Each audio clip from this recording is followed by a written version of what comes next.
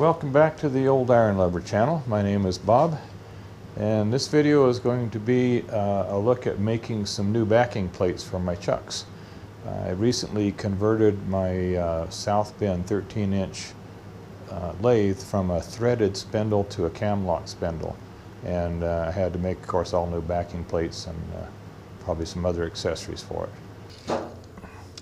This one's 520 Collet, half an inch thick.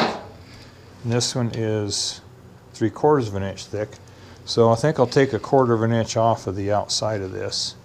I decided to cut down on some of the flying swarf here. So I'm running upside down. I reverse the lead screw. I'm going to run the spindle backwards.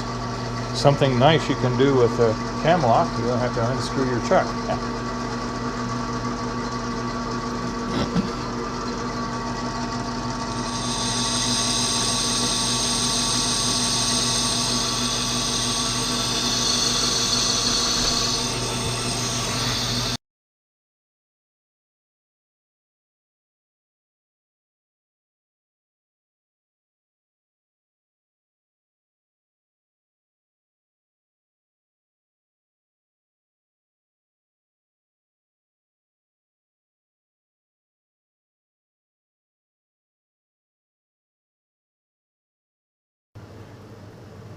Okay, before I go too far, I want to stop and check the run out on the freshly turned face of this and see what we have there.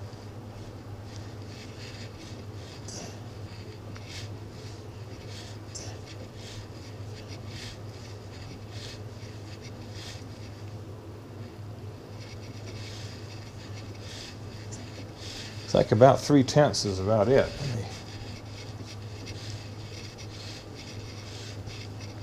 Okay, not even that. Yeah, I'd call it about 3/10. So I think we're real accurate here. Now we're going to turn the diameter down to work for the chuck, the back of the chuck. Okay. Now we know the face is nice and true. We're going to go take this off, the diameter down. It's about 6 1/4. We're going to have to go down to about 5 1/2. So we're going to basically be hogging off metal here.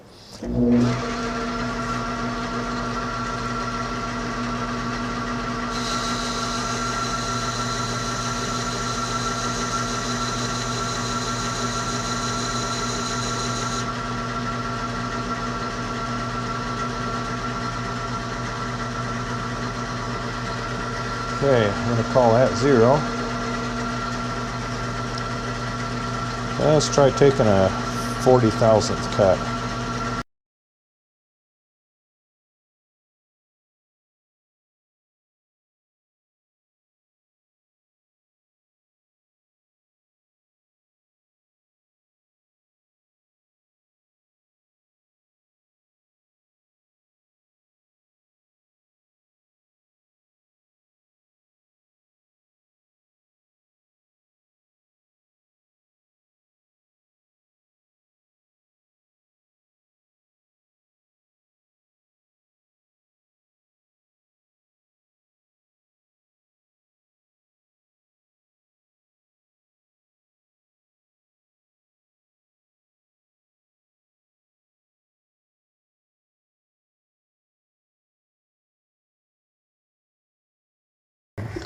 According to my measurements and everything, I should be still 4/1000 oversize. Now I need to touch off and really start sneaking up on it.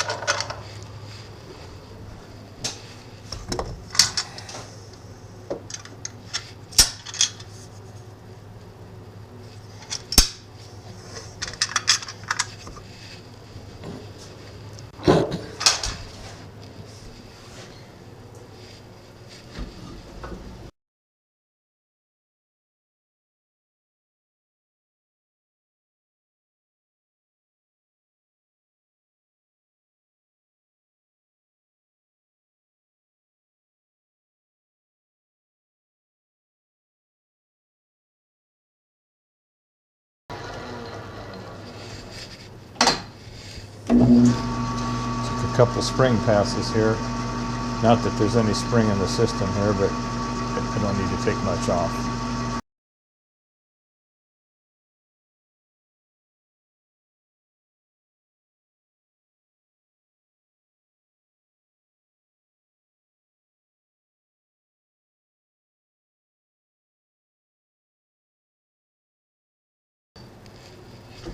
You got to be getting real close. The nice thing about it is even if I'm off a little bit, it is a 4-jaw. So it's going to get centered up anyway, but I want to be as close to balanced and centered and everything as I can. If nothing else, I got a 3-jaw to do here in a minute. And that's going to slide on next time I take a little brush off of that.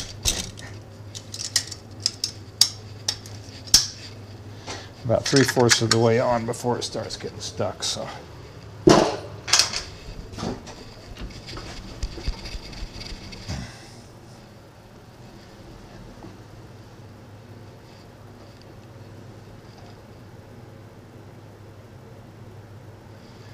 Take another, just a shade off of it.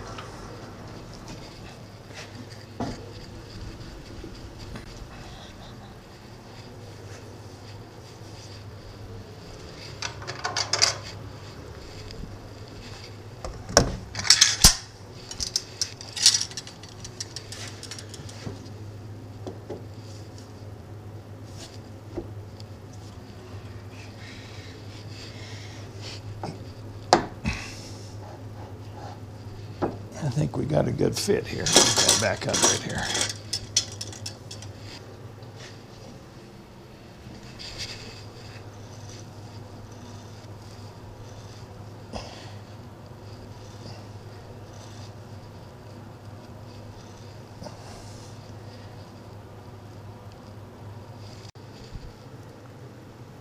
All right, we're getting ready to put the bolt holes in it, and started out with my coaxial gauge here. I've kind of got it dialed in. Kind of show you what I see here. I've got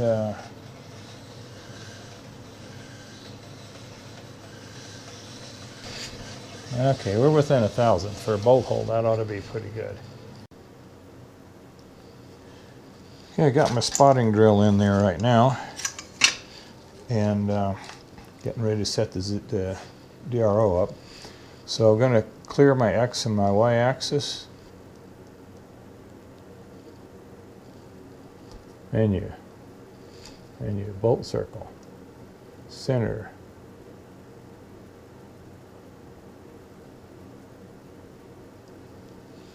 center,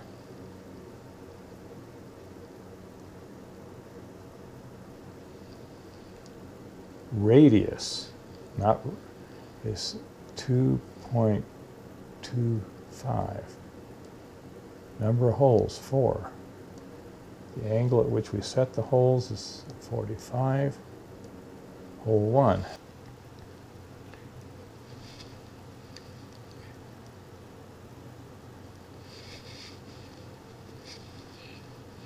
now the X.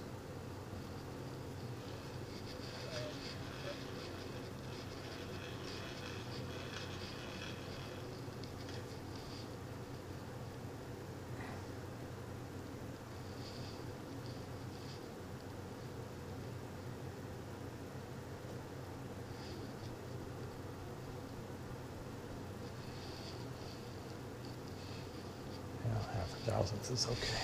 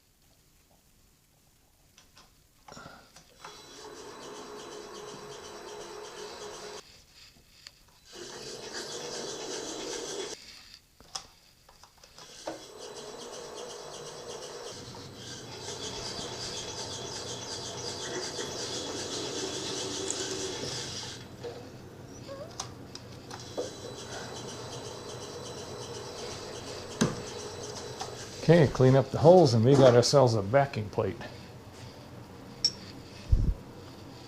Well, here's the finished product. Got our 4 holes, Camlock stuff all ready to go. Well, that's the 4-jaw. And in case I didn't make it real clear as we were making that,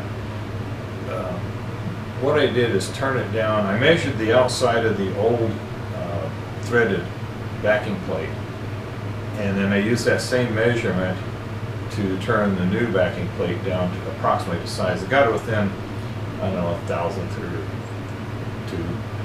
And then I started taking off, you know, a quarter or half a thousandth, whatever I could twitch on my crossfeed dial, and start fitting the chuck to the back plate and see if it just, where it just kind of sort of started sliding on. Then I took it down to just a shade each time, maybe, I don't know. If you believe the dial's accuracy, which I have no reason not to, I was probably taking less than a quarter of a thousandth at a time. Probably 2 or 3 times, 4 times maybe, of doing that to get it to where it just slid on. I got the last time, before the last cut I made, or not even a cut, it's more of a rub. The chuck slid most of the way on, but it was kind of stiff. So I took another little tiny, just almost imperceptible rub off it, slid the chuck on it. It's like no movement, and it just slid right in place. It was nice sliding fit. Did the same thing on the next chuck, which is going to be the 3-jaw, and we'll kind of since it's a lot of the same, that the next segment on the 3-jaw will go a little bit faster. We'll cut out some repetitive pieces and kind of fast forward it through a lot of stuff. So the last piece would be to get set up with a nose protector for the little taper on the end of the spindle for when I don't have a chuck on it, whether I'm using a faceplate or in this case a collet adapter. I use the collets quite a bit.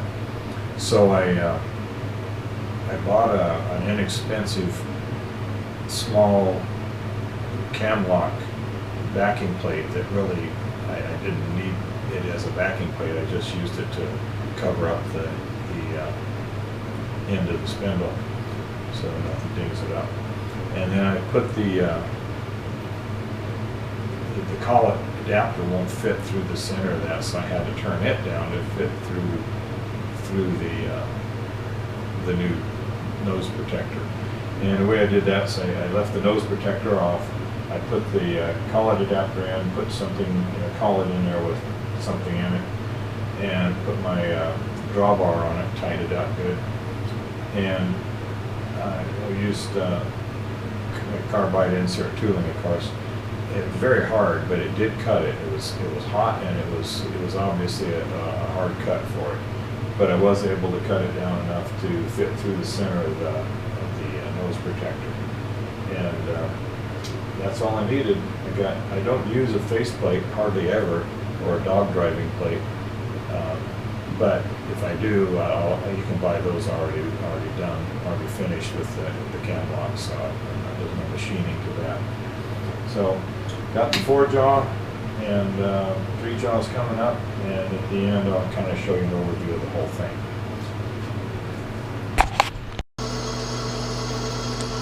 Okay, we got our first facing cut in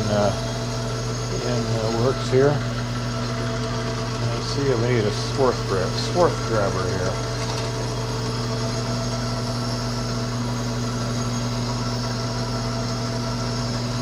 Get a pair of pliers or something later on here.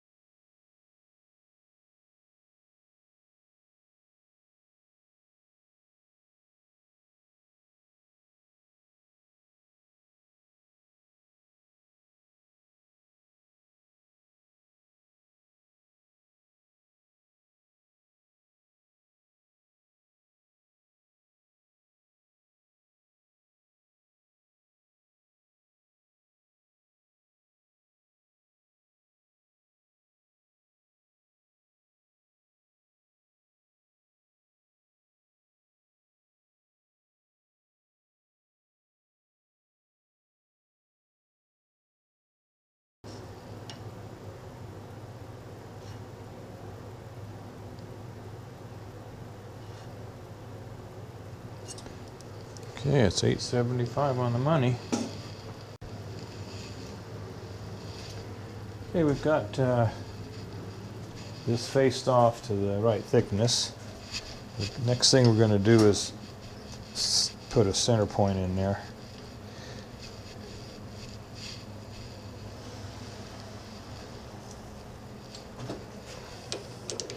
A little small spotting drill in there.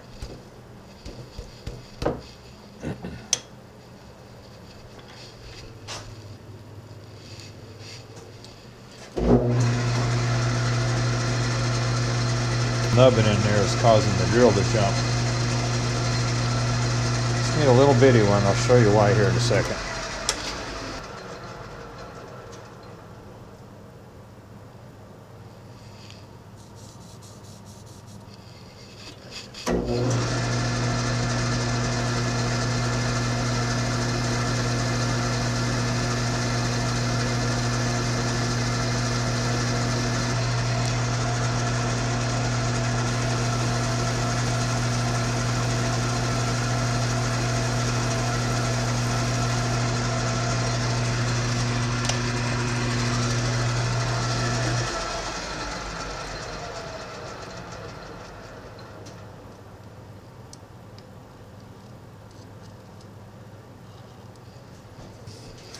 Okay.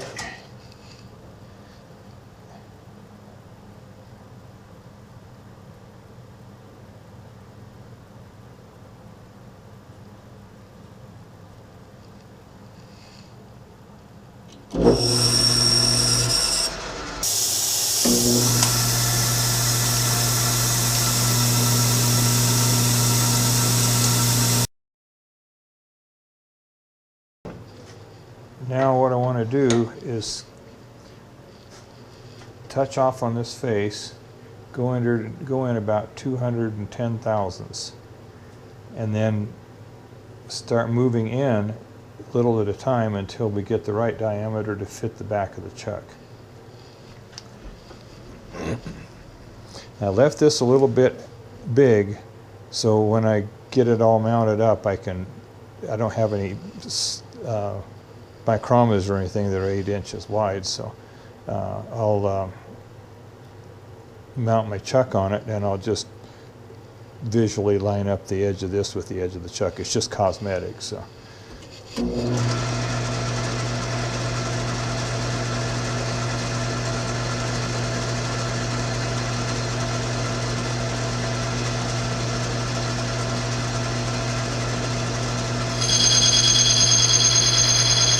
There's 221, 200 or 0. I'm going to go get my travel dial in place here. 3.149, right?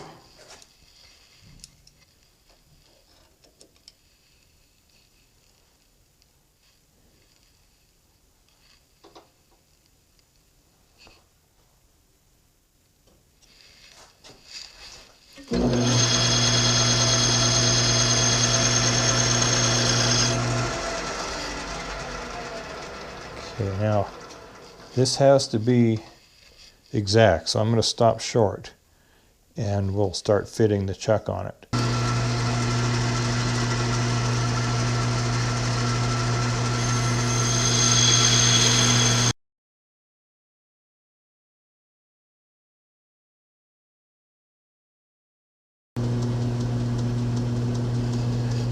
Okay, I'm still cruising here. Okay, I got one more cut before I check the depth.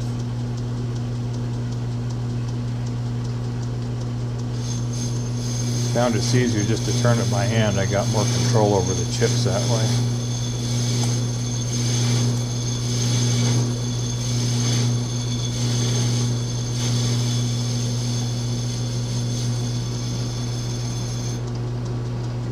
Okay, let's stop there for a second. Check our depth. We're looking for 210 thousandths. We're at about 170, so I got 50 more to go.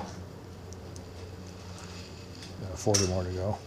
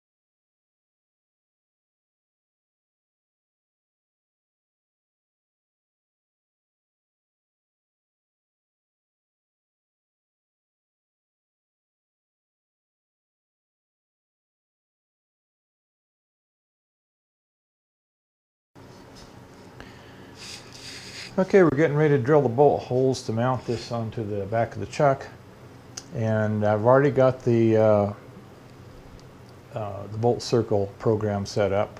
I went around and just tested the program by spotting each of the holes, and everything looks visually just fine. So I'm going to go ahead and drill hole number 6 since I'm already there.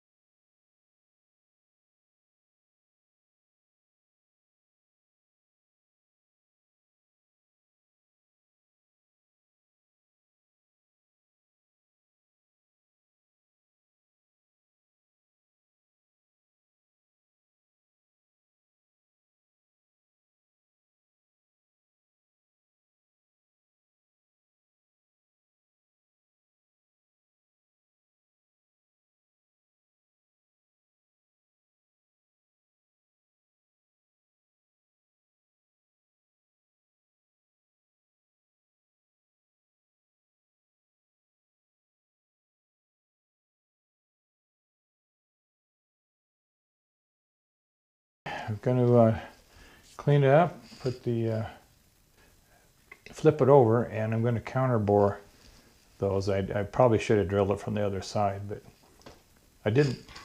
So I'm going to counterbore those for the bolt head. So.